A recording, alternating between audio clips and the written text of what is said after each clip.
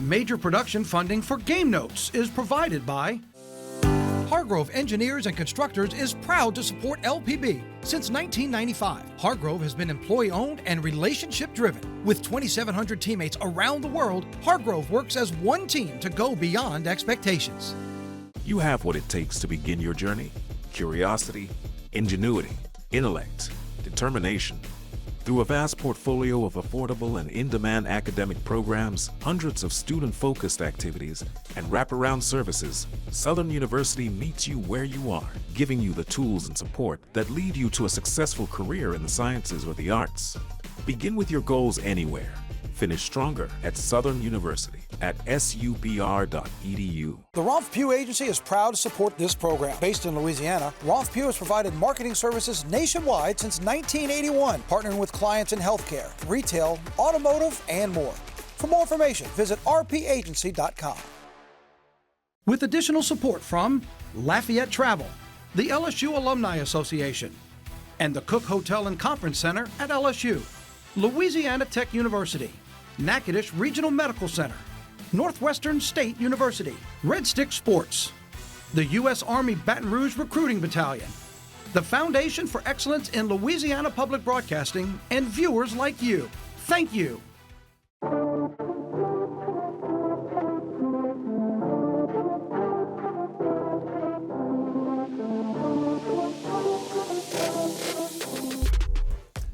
We are off and running. Welcome to the month of October for some more college football here on Game Notes on LPB. It's great to have you with us this morning alongside my Super Bowl champ partner, Scott Shanley.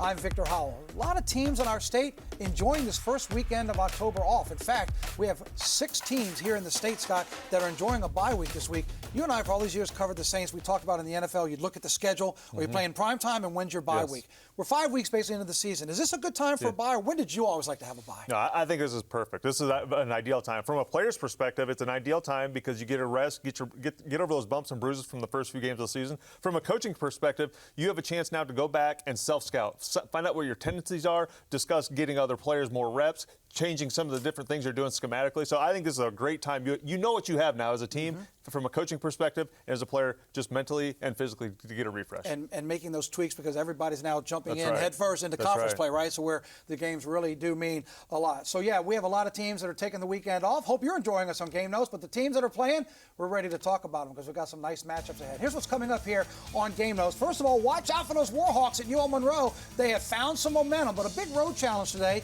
They are taking on Northwestern out of the Big Ten. We'll talk about that. We'll also introduce you to Fernando Washington and what he's been doing as a defensive leader for the Demons from Northwestern State. In fact, they are coming off of their bye. And the Tigers, from LSU, they're on a bye, but they certainly have some things to work on. And we'll talk about what they might be focusing on. That's all coming up here on Game Notes. Well, let's start with one of the matchups we have with 2 of our teams in action. They'll be facing each other. It's a big conference play in the South End Conference. This one taking part at Navarre Stadium over in Lake Charles. And it's about as even as you can get between McNeese and the Lions from Southeastern. They faced each other 48 times. Each team, they've won 24. So something has to give tonight when these 2 teams face each other over in Lake Charles. Let's start with the Lions and what they've been doing. Coming off of a South End Conference opener at home, they beat Texas Rio Grande Valley last week 45-31. Got out to a 21-0 lead, over 530 yards of offense. A major weapon has been the use of 2 quarterbacks, Carson Camp and Kyle Lowe. They've combined for 7 touchdowns and over 1,000 yards passing. While both battled to be the season starter, that tag of being a starter hasn't meant that much, with both proving to be weapons on the field. And head coach Frank Selfo says that approach to the team concept is a huge reason for their and the team's success.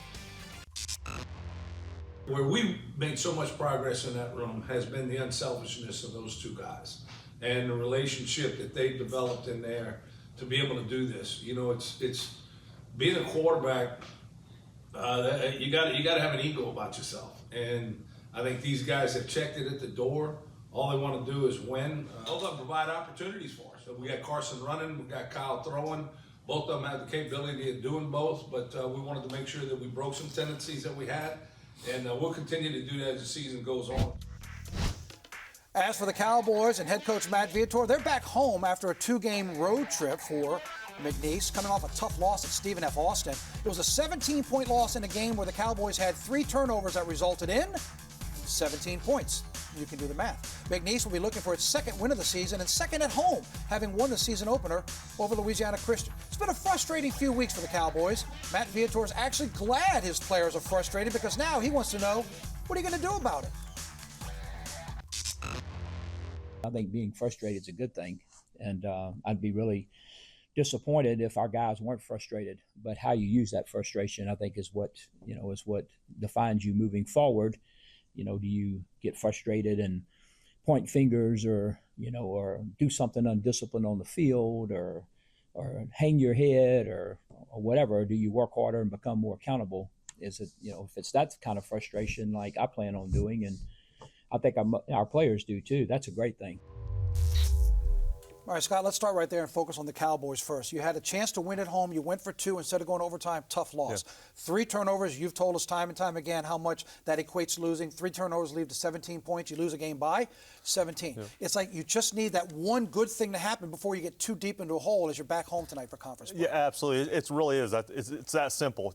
First of all, it starts with taking care of the football. You take care of the football and you create takeaways defensively. Give your offense more opportunities to score. That fixes a lot of problems. Don't forget about the third phase of football. We often forget about it. Special teams. Special teams can get you field position. We've talked about that time and time again with hitting yards. So those are little things you can do to create that turning the corner moment. Because this is a well-coached football team. It's a good football team with talented players. Jake Strong's been outstanding at the quarterback position for McNeese State all year long. So I think it's just about finding that turn the corner moment, having that little bit of success and riding that wave of success. Let's go to the other side of the ball with the Lions. We heard Frank Selfo talk about the 2 quarterbacks. Look, and I'll go back to the Saints analogy. When Taysom Hill comes in, there's the Taysom package. Yeah. It's Wildcat, he's going to run. One thing Selfo's done with his 2 quarterbacks, you don't know, it's not that there's one that's just a specialty. They both throw. Yeah. They can both run. So what are the difficulties for a defense trying to face a team that consistently uses 2 quarterbacks where you don't know that one of them's just coming in to run the ball? Yeah, it makes life a lot harder defensively because I think offensively, teams like to have one quarterback because there creates a chemistry and a timing. But from a defensive standpoint, it's difficult because you get on defense and you watch film of a certain guy, you get tendencies, you start to listen to cadence. There's a lot of little things you can decipher from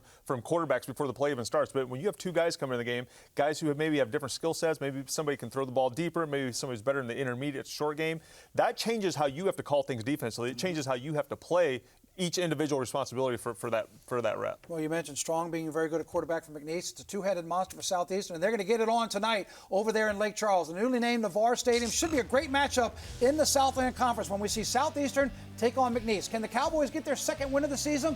Can the Lions keep the momentum rolling? We'll see if somebody is going to break this 24-24 tie. You see the Lions have won the last 5 in this one. If you're not headed down to Lake Charles or in that area to see the game, don't forget you can watch it at home. This game will be broadcast tonight at 6 o'clock on ESPN+. Now let's go up to North Louisiana. Let's focus on the Warhawks from ULM Monroe. It's been a while since we could say the momentum has been on the side of the Warhawks, but that's what's happening right now up in Monroe for head coach Brian Vincent and his Warhawks team. They have been playing some really good football over the last couple weeks, and they're going to try to keep it going later on this afternoon. So let's talk about the Warhawks. Remember, 1 week ago, they came off of a big win at home against Arkansas State. Tonight they're going to be facing a Big Ten team against Northwestern. That's the same team that Tulane ran through in week 1 of the season. Scott, momentum comes in all sizes, and for the Warhawks, they're starting small, but they've got no problem doing that. No, this team's been it's fun to watch a team go from the preseason where we started to now, where there's hope early in the season, now there's belief. This team is on a roll. They go on the road to beat a good UTEP team. Now they break a 15-year losing streak to Arkansas State. They're on a roll, and they believe they can win. Here's what head coach Brian Vincent had to say this week about the progress he's seen. Every week we've gotten better. You go back and you go from week 1 St. Francis to Alabama to the open week to UTEP. Our focus has been the same from day one is, hey, we're worried about us. It's about us. It's about us. And your goal really is to be peaking around week 8. If you're going to make a run, you have to be peaking. You just got to stay on that journey. A lot of things happen week to week. There's a lot of things to clean up from the Arkansas State game that we've got to build on, really going into this next game. couple of notes on the Warhawks. First of all, let's start on the defensive side of the ball. There are a lot of dynamic players on the offensive side, but this defense for the Warhawks, take Alabama out of it for a moment. This defense has been playing very well. Very, very well. 16th run defense in the country, in the entire country. They are playing at the line of scrimmage as good as there is as anybody in the country. They're going to go play a good Northwestern team. They'll find out what they have in the trenches. But I think this whole thing started 2 weeks ago when they went to UTEP. And Coach Vincent talked about we have to control the line of scrimmage. UTEP has a really good offensive line, defensive line. They came out of that game with a win. And I think you've seen the confidence grow the last 2 weeks because of that game. And on the offensive side, the defense is stopping the run. The Warhawks on the offensive side, they're getting it done. They've got a deep running back room, and we've started to see that depth come alive. Yeah, I mean, pick your poison. I mean, they have 5 guys who can get in their play, but McReynolds has been outstanding. Palmer Smith, and then Dorian Lewis. These guys are averaging over 5 yards a carry. When you have that type of run defense and you have that type of run offense, that means you're controlling the time possession, and you can win a lot of football games that way. Yeah, no, they've been doing very well. We'll see if they can keep the momentum. It's a big challenge. Last big non-conference game of the season for the Warhawks. It's an afternoon kick. Again, they're going up to take on a Big Ten team in Northwestern, a team that got run over by Tulane. Just 2-2 on the year for Northwestern. Look at Warhawks, also tied for first in the NCAA in red zone offense. They're perfect 10 for 10. Scott just told you about how outstanding that defense has been. The Wildcats, you see where they are offensively as well. It's a 2:30 kick. You can enjoy it by watching all the action on the Big Ten Network. We already mentioned the Demons from Northwestern State. After a much-needed bye week, they're back on the field and finally back home. First time since the season opener that the Demons are waking up in their own beds on game day. Tonight, they host East Texas A&M, a team still looking for its first win of the season. There should be some extra buzz in the air tonight since it's homecoming on the Northwestern State campus. A lot of positive vibes, and Blaine McCorkle said the rest that they had from the bye week has helped re-energize this team. A young team is going to make mistakes. A young team that's tired is going to make double mistakes, and that's kind of what we were. And that's not an excuse. That's just the truth of kind of what happened in Prairie View. So like we've talked a lot, you lose or you learn. So what are the lessons we're going to learn from that? Because I can see us being in a very similar type game this week against East Texas A&M. I think this can be another 4-quarter game if we handle our business, and hopefully we've learned those lessons and complement each other a little bit in all 3 phases a little bit better this week to get us over the hump and find a win. To me, it almost feels like the first game of the year. Coming off the bye, having 2 weeks to prepare for this team, and then not being home. I'm giddy, ready to play at home again. So it's exciting, and everybody feels like that. I'm pretty sure. Yeah, they're excited to be back at Turpin Stadium. East Texas comes in at 0-4, but don't pay too much attention to that. Last year when these two teams played, East Texas A&M was 0-5, and they beat the Demons by 21. So don't get fooled by the fact that they're winless on the season. The Demons do lead the all-time series. And you see Fernando Washington, he leads the Demons with 33 tackles on the defensive side. If you're not heading out there to homecoming, you can check out the action on ESPN+. But as we mentioned there, and you saw in the graphic, one of the defensive leaders for Northwestern State, a young man named Fernando Washington, already recognized once this season as the Southland Conference Defensive Player of the Week. His 33 tackles lead the team in tackles on defense. He's also ranked 9th in all of the Southland Conference. He transferred into Northwestern State, and for Washington, making the move to Natchitoches says it was an easy decision. That time the Demon pass rush gets there. Guess who? There you see him, Fernando Washington. The best compliment I can probably give Fernando Washington is he is a football player. He was born to play linebacker. There's no doubt about it. And he can rush the passer. He can get in the box and stop the run. He can drop into coverage and do some things there. And he can make a play at a lot of different levels on the field. And he loves the game. He loves his teammates. He comes to work every day with a smile on his face, and he's really a lot of fun to be around.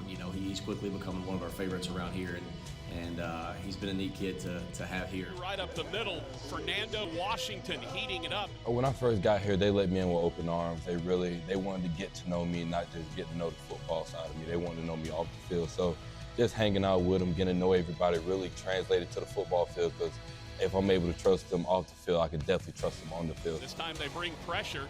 That one's going to be almost intercepted by Fernando Washington. Just being able to talk to everybody, they really just let me in with open arms. And as soon as I got here, they just jailed me into their family, and I really love that. Fernando, he's a high-caliber player. He gives us a lot of good looks on the show team, on just team third down, things like that. So having Fernando here at practice, it really helps us a lot. For me, watching him all summer work with Coach Smelser and really bond to his teammates and the attitude he came to work with, I knew he had a chance to be really, really special. And You know, he's still young in our defense. He's still learning it. He's been here at spring practice in a couple games. And I think he's one of those guys that as he learns and grows and his football IQ develops and matures a little bit, he can be as good as he wants to be within our defense. You know, he likes to run sideline to sideline. He's really aggressive, and he'll come in and fit the run. So, you know, having a guy like that and anybody in that room, in that linebacker room, they all do the same job. They all work just as hard. But, you know, having a guy like that, if we can do our job out here at practice throughout the week, then, you know, we can block anybody any given day. Danny Sears, me and him got really close. Number 9, he's really good. Me and him got really close when I got here. Him and Hickey. Preston Hickey is pretty, yeah. Being like the generals of the defense really just helps us gel together as a defense and more as a team. So it really benefits more than me. It really benefits us. Just me being able to talk to him, get what I need, and him being able to talk to me, get what he needs. It's going to be fun to watch the rest of the year and see how much he grows and continues to make plays for us.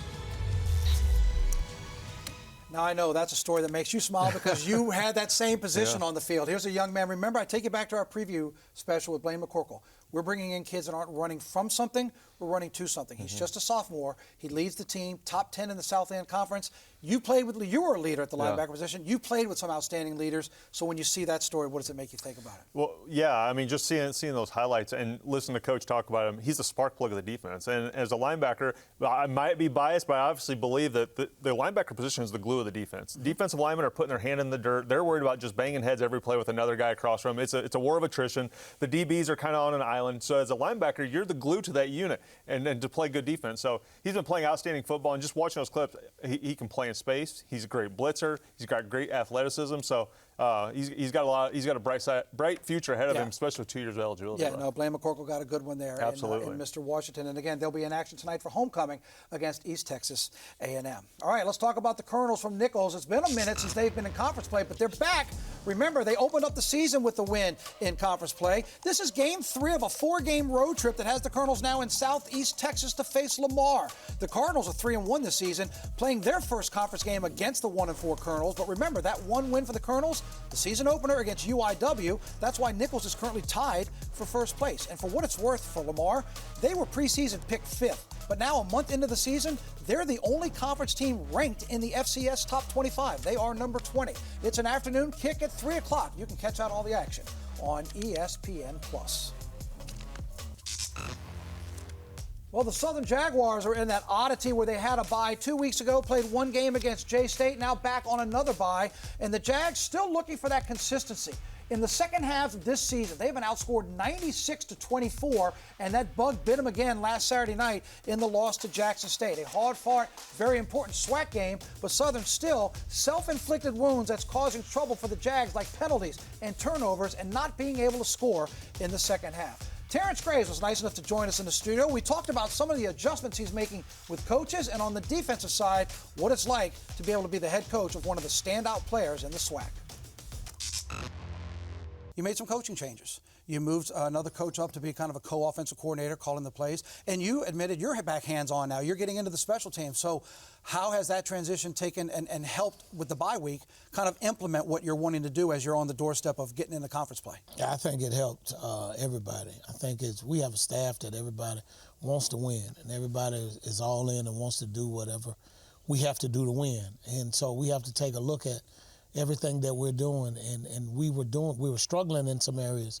And so you can't wait, or you shouldn't wait until the end to make changes. I just felt like it was a situation where we needed to make some changes now while we have an opportunity to still achieve the goals that we want to achieve. And so I think that will help us to really get the right personnel to do those things we need to do to give ourselves that chance. I know in this age of football and NIL and transfer portals, I know you're always fighting a lot of times to keep people, from leaving. But you did bring a big one in on the offensive end in Trey Holly. Comes over from the other side of Baton Rouge, and right now he's 5th in the SWAC in rushing. Can you just share some thoughts on how you've seen him get himself implemented into your system and what has led to him being successful early in the season? Well, he's a blessing to have. He's a young man who's very humble. Trey's very humble. He's team-oriented. He's the kind of guy that he stands by the kickers when we're doing PAT field goals. So if they're missing, if they happen to miss a PAT or a field goal, he's standing there in practice. Come on, lock in, focus. You got it. He's that guy. He wants to see everyone do well. And that's hats off to him. You know, he's a quality young man. He came in and he didn't come in with, hey, I'm Trey Harley, I'm this, I'm that. He came in, hey, I'm here to fit in, whatever that means, whatever that looks like. I just want to be a part to help us do what have you. And so the guys have really embraced him. The coaches have embraced him. You know, everyone's embraced him, and he's embraced everyone. So, you know, I knew what type of football player Trey was because I recruited Trey when he was in high school. So I knew the type of football player he was. So it was just, and it just so happens that he was able to come to Southern, and I'm being the head coach, and relationships matter. Yeah. Because when we talked, he said, he told his mother, Coach recruited me in high school. We talked when he saw me when I was in high school. So, as well as some of the other coaches on the staff at other schools, they recruited me as well. So it was an easy transition for him. You know, he walked on, he paid his way to come to school, and so we gave him the opportunity. And I remember during media days, SWAC media days, you talked about relationships with your time in the SWAC and how much relationships mean. On the other side of the ball, not everybody gets to coach a Kelby Kivens like you have. He's not in the top in total tackles, but he leads the SWAC in sacks. He leads the SWAC in tackles for loss already this part of the season. What about his impact? What's it been like coaching a young man like that who was reigning Defensive Player of the Year, picked to be Defensive Player of the Year again, and right now the numbers look pretty good, Coach, from what he's doing for you on defense? Yeah, Kelby, I've been knowing Kelby a long time, and so Kelby's actually leading the FCS in sacks and tackles for losses. So he's doing a great job there. I'll tell you this, he played for us as a true freshman. We lost the SWAC championship game on Saturday. On Sunday, when the season was over, Kelby was in the weight room working out. So that talks about the type of young man that he is. And I tell people this all the time, everything he's accomplished, he's earned. No one's given him anything. And he's very humble. And he knows that those things are nice, but his thing is he wants to bring a couple championships to Southern University before he leaves. And he's a leader. He's a leader by action. He's a leader by words. He's just an all-around leader. He's a man that does well in the community, does well academically. He's what we talk about all the time. We want to be champions on the field, off the field, and in the community, and he exemplifies that. That's why he wears number one. Mm-hmm. The person that wears and we only have one number one on our team. In this era where, you know, double numbers are the thing, the only number that we don't duplicate is number one because we want that person to exemplify what we mean, what we here stand for at Southern University.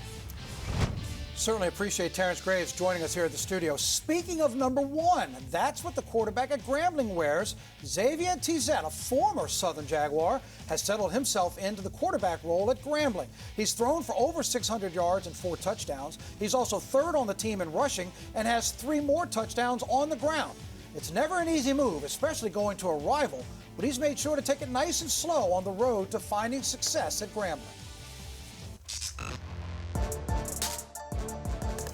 T-set back to pass. Takes off with the football wide open. T-set goes in. Touchdown, Grambling State University. Well, it's been a day-by-day process. I mean, I haven't, even when I made the decision, I knew not to look so far ahead into the future because I knew that's something I could control. I knew I wanted to come here and just establish my work ethic and know that let my teammates know that I'm here to work and I'm here to win. So just taking it day by day, and throughout those days, I slowly but surely gained the team's trust, and that's how I got the job. Really enjoyed how he played. You know, he's a very focused kid. He's a very honest kid. He can take the pressure, but he also give it back to you. Like, you know, I made a bad call. He said, that's on you. Oh, absolutely. Absolutely. He said, that's on me. I said, but next time, I need you to bail me out. He said, going into the end zone, touchdown, Grambling. Sometimes, you know, you want to throw it, but when you drop back and the line just spread wide and you see nothing but grass right there, your eyes got to get big and just got to take off right there. So it just boils down to taking what the defense gives. I feel like I've grasped the system. I feel like, of course, being that we are at the beginning of the season, it's a lot of kinks and stuff that we still have to, you know, get out. Being that the whole offense is a young, skilled guys. It's young, you know, Tyson is a freshman, Bam is a freshman. We got a lot of freshman running backs and things like that. So I know that we have to play a lot more games to get that little bit more experience. But like I said, I'm glad that we're winning these games now to show that we have the fight and the courage to stay together as a team and as an offense. I feel like when you get worried about, everybody else and what they doing, you lose who you are is your own team, your own identity. So I feel like just working on our kinks, our time, and our depth of our route, my drops, and making sure I'm completing the ball where it need to be, just working on ourselves to where when it get to a team, like, it's because football going to be football. Every team going to play the same coverages, so it's all about us and how we execute our offense.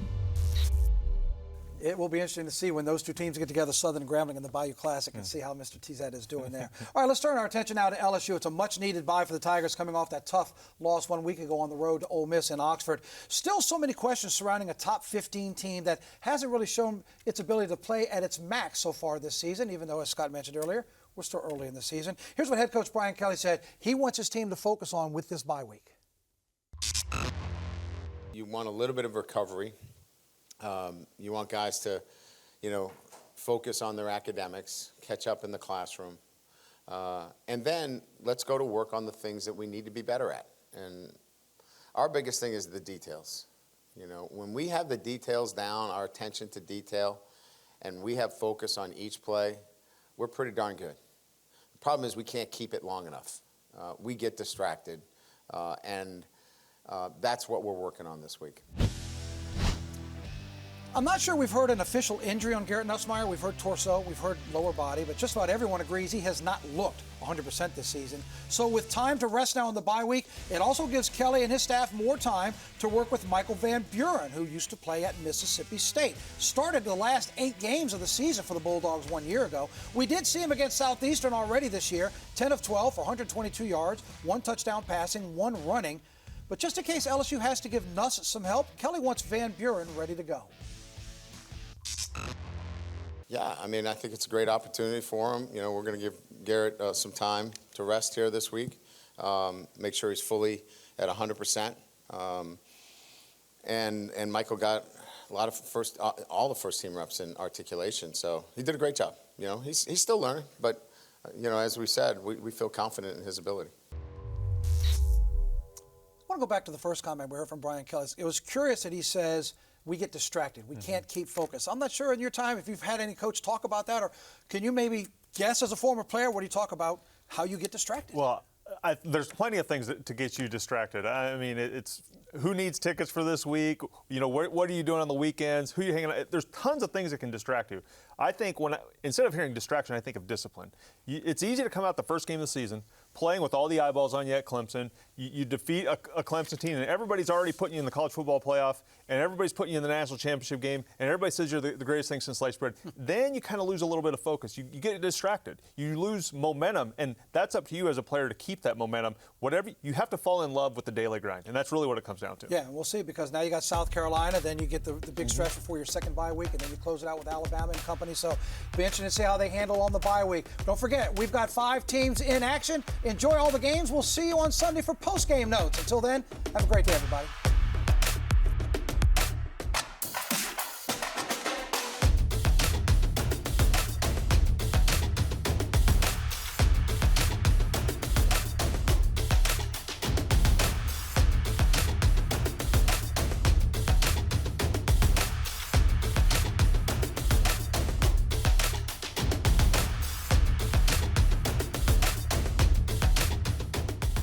Major production funding for Game Notes is provided by Southern University and A&M College, and Hargrove Engineers and Constructors, and the Romph Pugh Agency, with additional support from Lafayette Travel, the LSU Alumni Association, and the Cook Hotel and Conference Center at LSU, Louisiana Tech University, Natchitoches Regional Medical Center, Northwestern State University, Red Stick Sports, the U.S. Army Baton Rouge Recruiting Battalion, the Foundation for Excellence in Louisiana Public Broadcasting, and viewers like you. Thank you.